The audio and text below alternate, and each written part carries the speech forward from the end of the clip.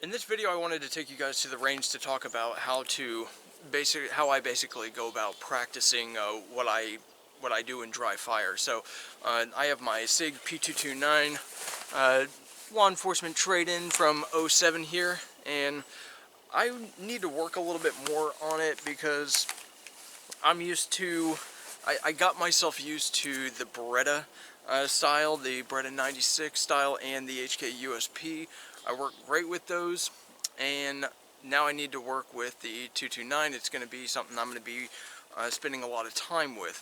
So basically, coming out here, I need to learn a few things, and I'm going to take you guys along with how I go about it. Number one is I need to basically see where my sights are, or where I basically am impacting, where my point of aim is relative to my point of impact, or other way around, where my point of impact is relative to my point of aim, or sight picture, if you will.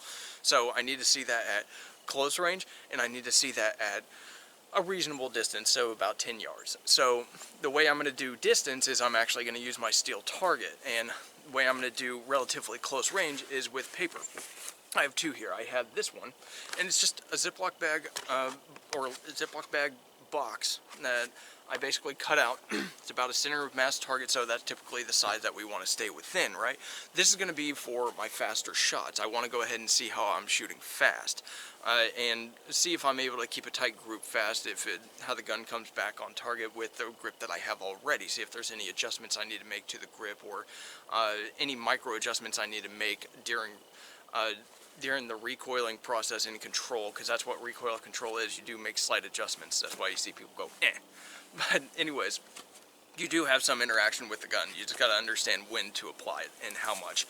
And then you have this one. This one is going to be more of my finer shots. I'm going to slow it down a bit, and then I'm going to try to shoot as fast as I can hit with good amount of precision. So then I'm going to move to my steel target, and I'm going to be doing center of mass hits on demand, basically nowing it, basically finger straight and off the trigger, and then basically calling my shot and then going bang. And I can do that, or I can have my finger just straight on the trigger on single action and go bang. And I'm typically gonna move up to headshots after that, and I typically start with just headshots, but I'm gonna start with center of mass and then work up to headshots. So let me go ahead and get this set up, and get this one set up, and I'll do do a magazine, and then we'll go up and see how I did, and I'll guide you guys through what I'm seeing as far as my performance is.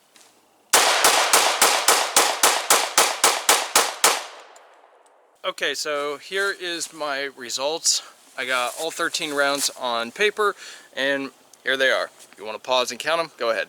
But anyways, what this is telling me is I was aiming about here, and I was very loose with my sight picture because I'm only like 5 to 7 yards away from my target. I'm shooting into what I call my safe corner, or whatever, where I shoot my rifle stuff, so I shoot all my targets there.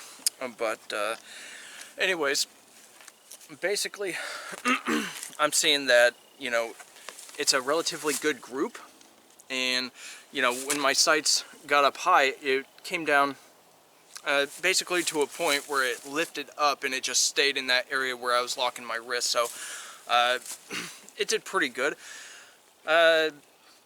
I wasn't too happy about this little guy right here, but it is what it is. You can't always be perfect, but I guess for high center chest, that's actually a pretty good area, because that's typically where you want to hit, is up in this area right here, and not necessarily down here. So not all that bad. These were kind of corrections, but yeah, now I'm going to go ahead and move back a little bit and try to get a fine precision out of a target that's about half this size. So shoot as fast as I can hit accurately. Alright, so I'm about 10 yards away here, and I'm just going to go ahead and start with a double action. And this is not really preferred at this range. Typically, if I had this range and opportunity, I would probably just cock it, but sometimes you don't have that luxury, right? So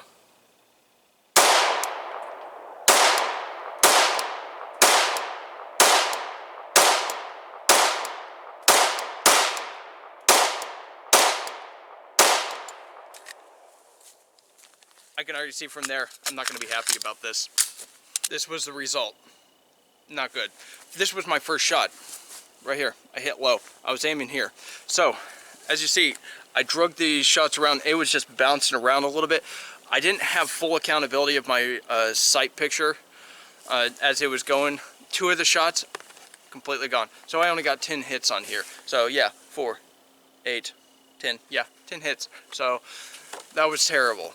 So basically, even when I'm trying to shoot slow, I'm over pushing it. I'm basically getting too cocky and wanting this shot to go off, you know, right away. So that is something that I'm going to need to practice, is slowing myself down and actually confirming my sight picture. It takes that much time. It really wouldn't change the speed at which that magazine, you know, was emptied by that much. Just confirmation that my sight picture is where it's the way it needs to be. So I was very loose with I took an acceptable sight picture, and where people would usually say this is an acceptable sight picture range to have your sights aligned in somewhere in this area, I basically was just very loose with that. So unacceptable. So now we're gonna go to steel, move along. So got one thing I gotta work on. So now we're gonna move on to steel. When shooting steel, the first thing that you're gonna wanna do is make sure that you have a clear target. I mean, if you're just looking for the sound, that's fine.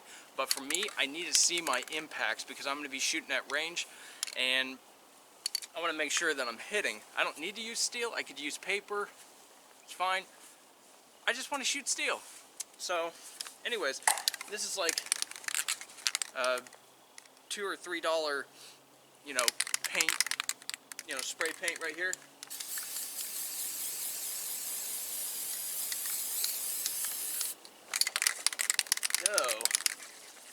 Oh, the cold weather has not been nice to this stuff. Oh.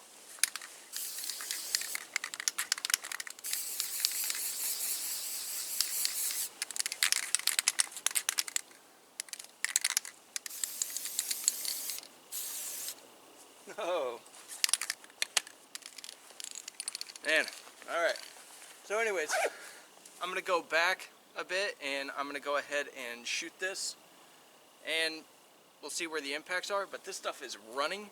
It's going to be a very rough estimate of where it's impacting at. But anyways, I'm going to be going for headshots after doing some torso shots just to see where I'm hitting. So let's get to it.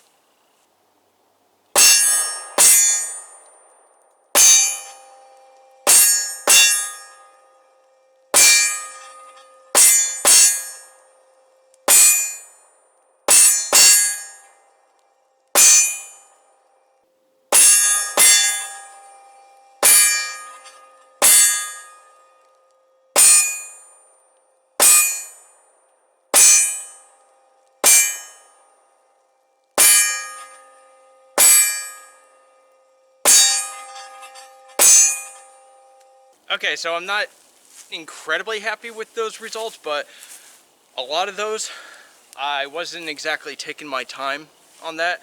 I was doing 2 to the chest, kind of get a hold of that recoil, and then I was hoping to settle down on the third one, but I just kind of lost it, and I just tried to crank that shot off.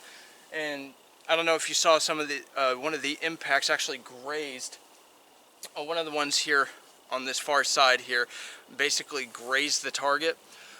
Unacceptable. You want to keep it as center lined as possible. Have that discipline and don't compromise what's acceptable for you as far as precision is concerned, because headshots are not something that you can be loosey-goosey on. You're aiming for something about that big inside the head. So if you're actually going for a headshot, and it depends on how the head is facing. So with all that said, I did okay. I'm not happy with those shot off to the side. But anyways, this is just some kind of examples of some things that you can work on and kind of test yourself. Now there's techniques that you can do on dry fire, which is a subject for another video, but this is just going to the range and actually figuring out what I need to work on. And my big thing is patience, because I want to get out there and I want to actually crank those rounds out. And I do pretty good on the bigger targets, but shooting at distance, I need my patience, because it's not like I've been working off a shot timer, but I've been basically working on getting things done quick. So, and obviously it's not paying off. So I need to adjust myself and have, you know, put my pride to the side and just see that I still have work to do. So anyways, with all that said, I appreciate you guys watching, and let me know what you think in the comments below, and if you can actually self-diagnose and put your pride and ego aside.